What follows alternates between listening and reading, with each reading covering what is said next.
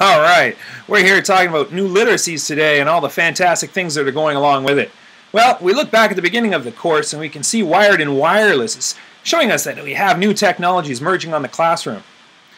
Certainly this access to new information, social networking, and differentiated style of learning is providing our students with a whole vast array of being able to interact and, well, I guess present as well as assimilate information. And it's kind of cool because these students are able to engage in something that's going to keep them interested. They can try new things, explore new ways of communicating with other people. One of the things that we noticed that was going on in today's schools is the gender gap, the attitudes and behaviors of boys, how they're kind of falling behind the girls. Well, there's a need to gain these students' interests. We have to talk to them and find meaning and purpose within these students, so allow them to connect really with the material that they're going to be studying. Often the boys may be really highly visual, so we have to provide a variety of choices for them. Sometimes even graphic novels. I think those are great things. I know I like them. Well, the other thing we need to look at is how boys might find, being a little bit nerdy, reading, studying, that sort of thing. Doesn't necessarily fit with the big macho image. So you have to find role models that are going to really kind of put that positive tone for them, that reading and writing and learning and, well, connecting with this sort of stuff is fun. It's not nerdy at all. In fact, it's pretty cool. Well, we also don't want to try and force them into any particular program. Give them that freedom and option to explore different things. I think that's important. We can't just treat every student as a one-size-fits-all. Now, I was looking at a government website there, and it was talking about the ABCs, 1, 2, 3s. The actual website here, I'll post up there for you. Yeah, that's the one I was looking at there. This is really cool. The thing that I found most important about this one is how it's really allowing students to engage with each other.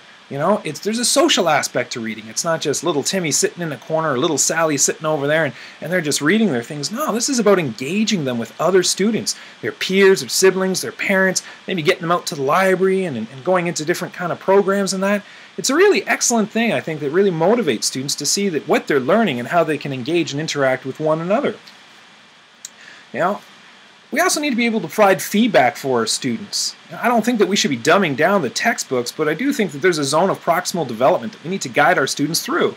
And that means that taking the students and continuously pushing them to break their own boundaries. Not so hard that they want to give up, but certainly not light enough that they're just going to be able to sit back on their laurels and just kind of process a basic amount of information. Now, Shelley Stagg-Peterson, she was talking about feedback as a teaching tool for improving student writings. And certainly, absolutely, during student writing, giving that feedback during the middle part is really important. We don't want them to be sitting there and thinking that they're not getting any feedback on how they can improve their writing. And at the end, it's kind of over and done with. The project is kind of finished. So in the middle, it's a really good idea, I think, to get those students engaged and saying, yeah, I can take this advice, or well, I cannot take that advice, but at least they're having that advice that they can work on to improve their skills. The two level of feedback, looking at criterion-based and certainly reader-based. Criterion, of course, being looking at, are they meeting those specific goals inside the criteria that we're laying out for them? And reader-based, are they really being able to communicate that message that they want to? These are all really important to our youth, being able to write in appropriate ways that allow them to feel like they are communicating with their other students. Now, as we look to different parts of the world, we find that Bangladesh, we studied that, and I found that particularly interesting. One, that I was learning about a country that I didn't know anything about, but also two, how easily and how quickly I could access information and put together a small mini presentation on it in just a few minutes. That's the power of the internet these days. We also see that different parts of the world are having different problems. I mean, here over in North America, we don't have the same sort of poverty levels as what's going on over there. Well, at least not the majority of our schools. I mean, certainly there is poverty. But we're looking at the challenge that those students have. We look at what readwritethink.org, and they were talking about how finding different approaches, a variety of approaches to engaging their students, and how the teacher and the facilitator, well, the teacher is going to be acting as a facilitator and a guide.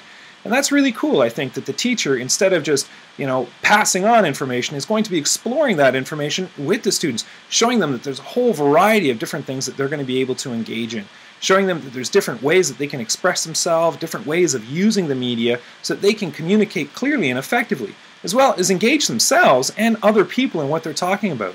This new literacies is a fantastic thing that I think is moving around the world.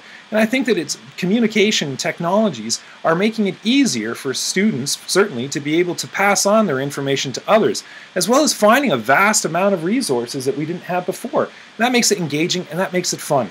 Well, this is Blogspot. I'm Blooper, and I thank you for listening to this for our new literacies. This is my practice in making a video blog, so I want to say bye-bye for now. Have yourself a great day. See ya.